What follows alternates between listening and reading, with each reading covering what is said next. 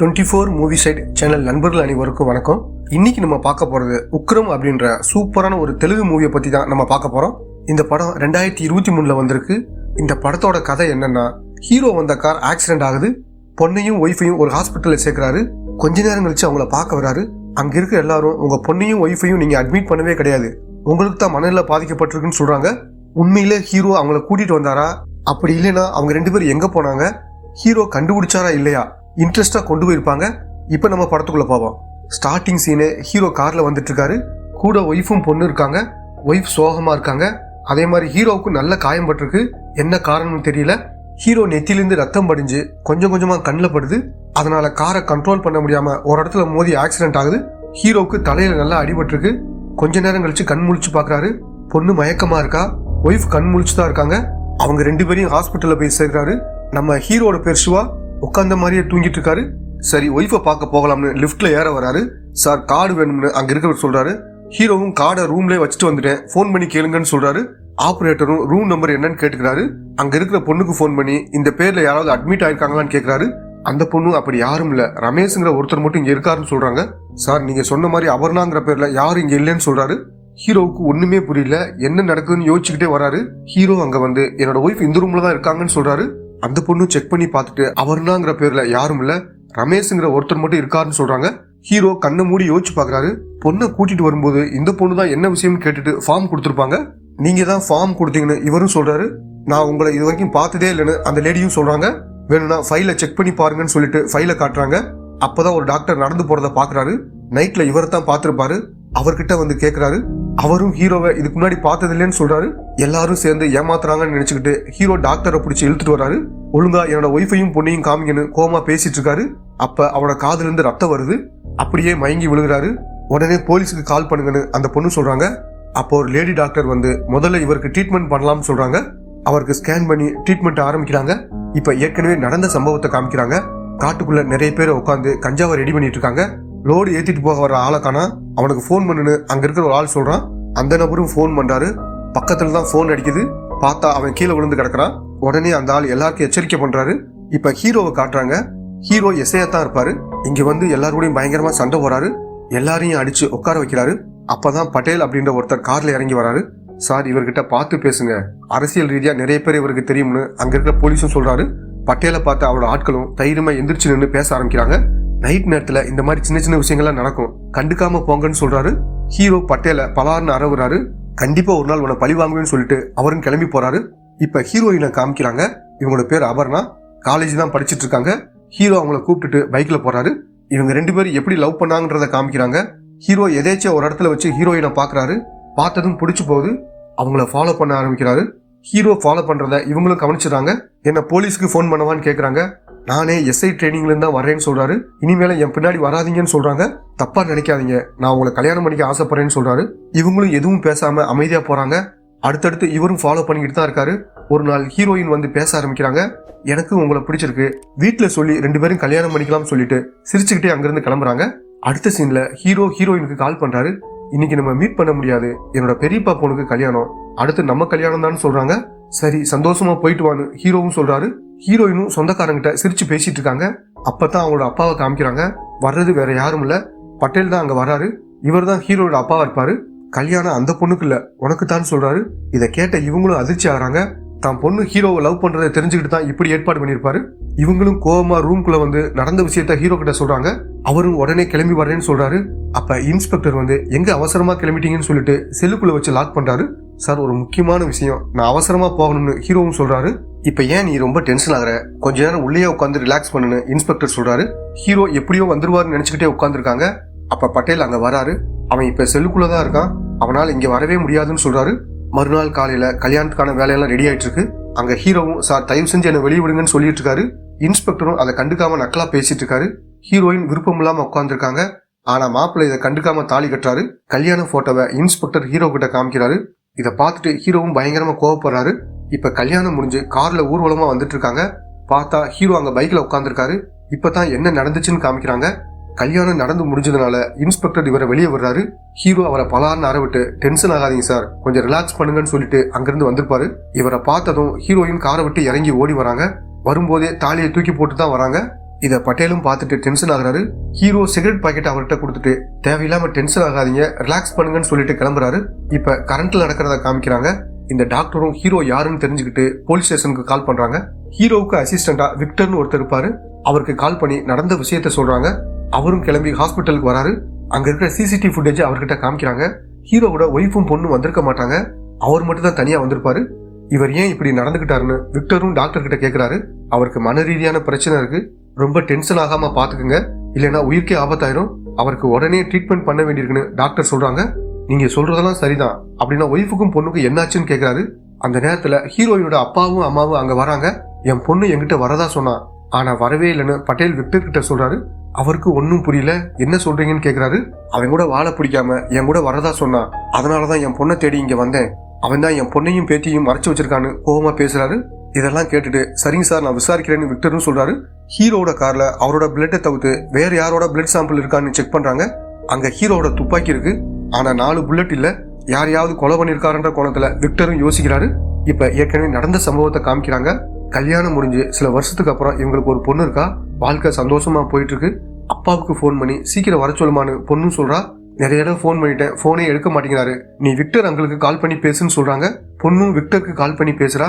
இப்ப விக்டர் எஸ்ஐயா இருக்காரு, ஹீரோ இன்ஸ்பெக்டரா இருப்பாரு. அப்பா ரொம்ப பிஸியா இருக்காருன்னு சொல்றாரு. அதெல்லாம் எனக்கு தெரியாது, போய் போனை கொடுங்கன்னு சொல்றா.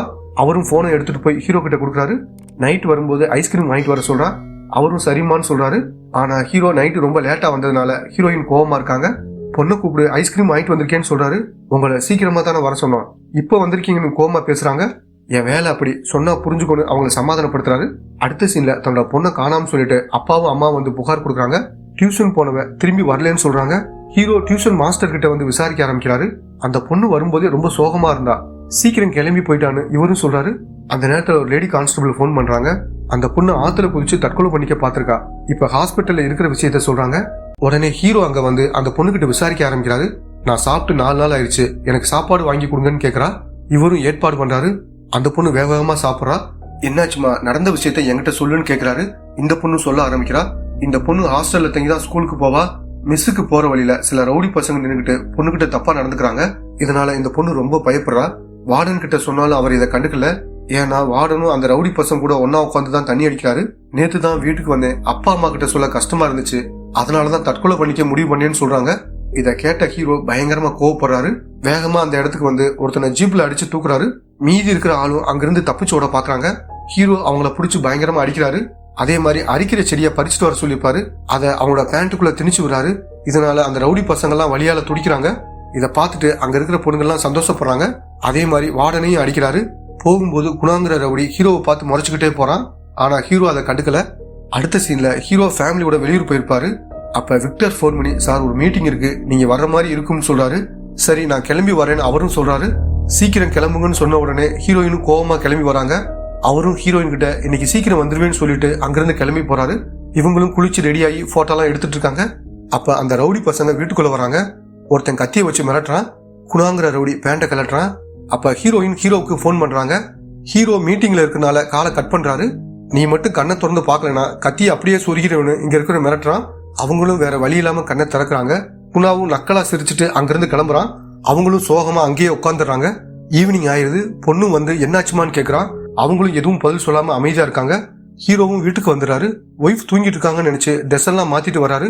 எந்திரிங்கன்னு பொண்ணையும் ஒய்ஃபையும் எழுப்புறாரு. ஒய்ஃபும் பயங்கரமா கோவப்பட்டு பேசுறாங்க. நடந்த விஷயத்தெல்லாம் ஹீரோ கிட்ட சொல்றாங்க. ஹீரோவும் கோவமா துப்பாக்கி எடுத்துட்டு கிளம்புறாரு. ஒய்ஃபும் தடுக்கிறாங்க. அவங்கள கொல்லாம விட மாட்டேன்னு சொல்லிட்டு அங்கிருந்து கிளம்புறாரு. அவங்க எல்லாரும் ஒரு இடத்துல உட்காந்து தண்ணி அடிச்சிட்டு இருக்காங்க. ஹீரோவை பார்த்ததும் ஓட ஆரம்பிக்கிறாங்க. ஹீரோ அவங்கள துரத்தி பிடிச்சு அடிக்க ஆரம்பிக்கிறாரு. இந்த மாதிரி ஆள்கள்லாம் உயிரோடு இருக்கக்கூடாதுன்னு நினைச்சு 4 பேரையும் சுட்டுக் கொள்றாரு. அடுத்து பைக்ல வீட்டுக்கு வந்துகிட்டு இருக்காரு. வர்ற வழியில பஸ் ஸ்டாப்ல ஒய்ஃபும் பொண்ணும் நிக்கிறாங்க. ஹீரோவும் பக்கத்துல வந்து என்னாச்சுமா, ஏன் இங்க வந்து நிக்கிறீங்கன்னு கேக்குறாரு. நான் என்னோட அப்பா வீட்டுக்கு போக போறேன்னு சொல்றாங்க.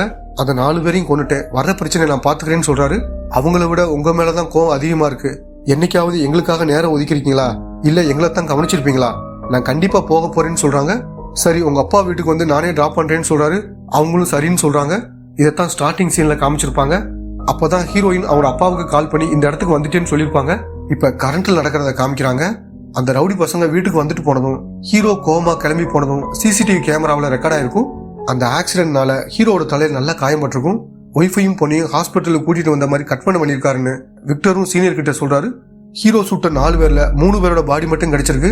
ஆனா குணா மட்டும் தப்பிச்சிருக்கான். அவன் தான் சாரோட பொண்ணையும் ஒய்ஃபையும் கடத்தி வச்சிருக்கணும்னு சொல்றாரு. அடுத்த சீன்ல குணா ஹீரோ இருக்கிற ஹாஸ்பிட்டலுக்கு வந்து கரண்ட் போற வயரை கட் பண்ணி விடுறான். அப்ப ஹாஸ்பிட்டல் இருக்க எல்லா இடமும் இருட்டாகுது. ஹீரோவும் எந்திரிச்சு வராரு. அப்ப டாக்டர் அங்க வந்து இந்த நிலைமையில எங்கேயும் போகக்கூடாதுன்னு சொல்றாங்க. என் பொண்ணையும் ஒய்ஃபையும் பார்க்கணும்னு சொல்றாரு. போலீஸ் அவங்கள தான் தேடிட்டு இருக்காங்க. நீங்க 8 நாளும் மயக்கத்துல தான் இருந்திருக்கீங்கன்னு சொல்றாங்க. எனது 8 நாளான்னு சொல்லிட்டு அவரு வேகமா ஓட ஆரம்பிக்கிறாரு. ஹீரோ தப்பிச்சு போன விஷயம் விக்டருக்கு தெரிய வருது. இந்த விஷயத்த சீனியர் கிட்ட சொல்றாரு. ஹீரோ தன்னோட காரை எடுத்துட்டு கிளம்புறாரு. இத குணா பார்த்துட்டு அவரை ஃபாலோ பண்றான். அதே மாதிரி ஹீரோவை விக்டரோட அசிஸ்டன்ட் ஃபாலோ பண்றாரு. அவர் போற இடத்தெல்லாம் விக்டர் கிட்ட தகவல் சொல்லிட்டே வராரு. இப்ப ஹீரோ எங்க வந்திருக்காருன்னா ஆக்சிடென்ட் நடந்த இடத்துக்கு தான் வந்திருக்காரு. ஏதாவது தடயம் கிடைக்குமான்னு சுத்தி பாக்குறாரு. அப்ப குணா ஹீரோவுக்கு பின்னாடி வந்து கத்திய வச்சு வெட்ட வர்றான். ஹீரோ சுதாரிச்சு அவன் கூட பயங்கரமா சண்டை போடுறாரு. திடீர்னு மழை பெய்ய ஆரம்பிக்குது. 2 பேரும் பயங்கரமா சண்டை போடுறாங்க. போலீஸும் அந்த இடத்துக்கு வந்துடுறாங்க. விக்டரும் ஹீரோ கிட்ட அவனை எதுவும் பண்ண வேணாம்னு சொல்றாரு. ஆனா ஹீரோ அவனை அடிச்சு கொன்னுறாரு. ஏன் இப்படி பண்ண? இவனுக்கு தான் உன்னோட ஒய்ஃபும் பொண்ணும் இருக்கிற இடம் தெரியும்னு சொல்றாரு. அடுத்து ஹீரோவை அரெஸ்ட் பண்ணி கோர்ட்டுக்கு கூட்டிட்டு போறாங்க. நீங்களா சட்டத்தை கையில எடுத்து என்கவுண்டர் பண்ணிருக்கீங்கன்னு சொல்றாங்க.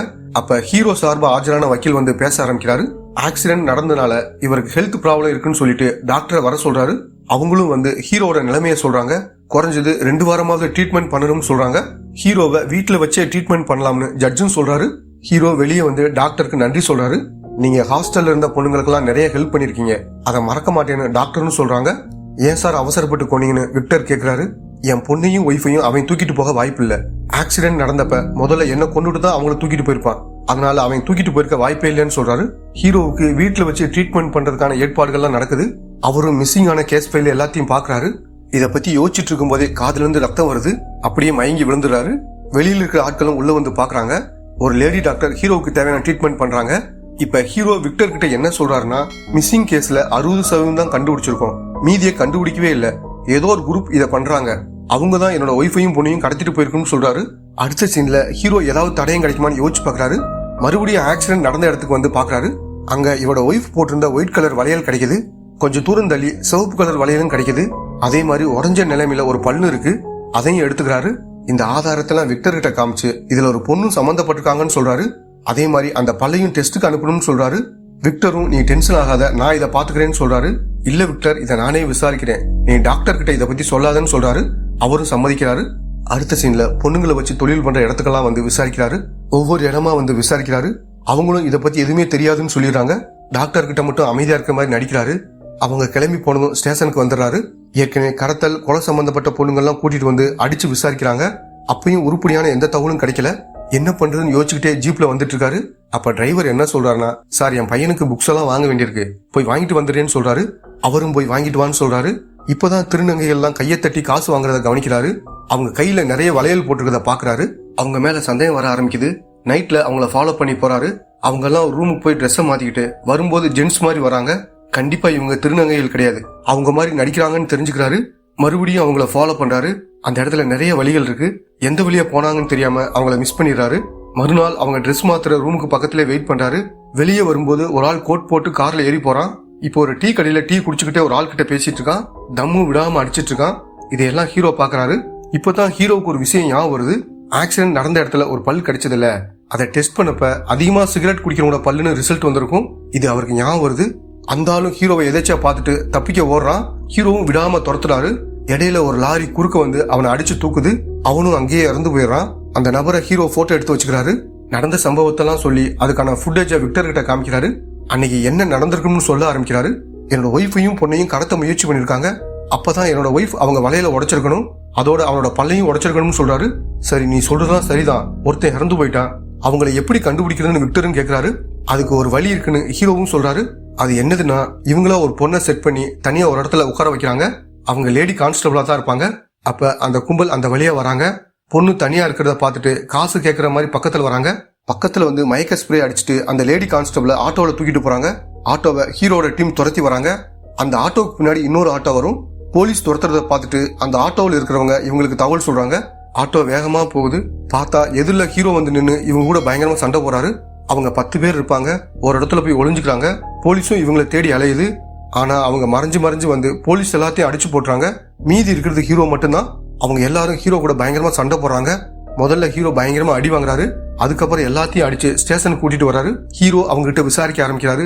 சார், காசுக்காகத்தான் இதை பண்ணோம். ஆள் யாருன்னு எங்களுக்கு தெரியாது. கடத்துற ஆள் எல்லாம் மூட்டை கட்டி ஒரு இடத்துல வச்சிருவோம். அவங்க அதை எடுத்துட்டு போயிருவாங்க. ஒரு போஸ்ட் பாக்ஸ்ல எங்களுக்கு தேவையான காசு கிடைச்சிரும்னு சொல்றாங்க. அந்த இறந்த ஆளோட போட்டோவை காமிச்சு இவர் யாருன்னு கேக்குறாரு. இவர் தான் எங்களோட லீடர்னு சொல்றாங்க.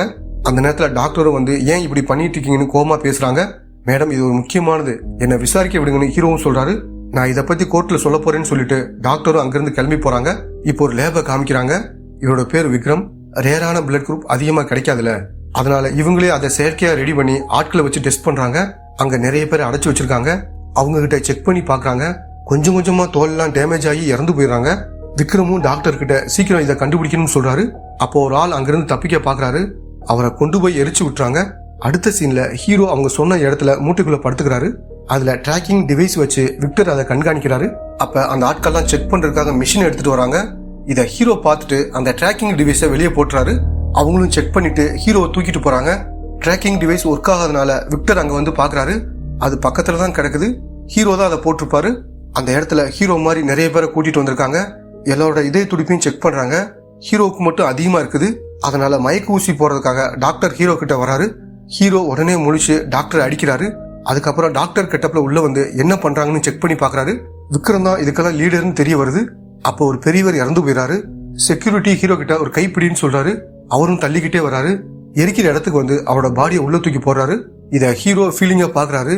என்ன சார் இதுக்கெல்லாம் ஃபீல் பண்றீங்க? நேத்து தான் ஒரு சின்ன பொண்ணை எரிச்சோம்னு சொல்றாரு.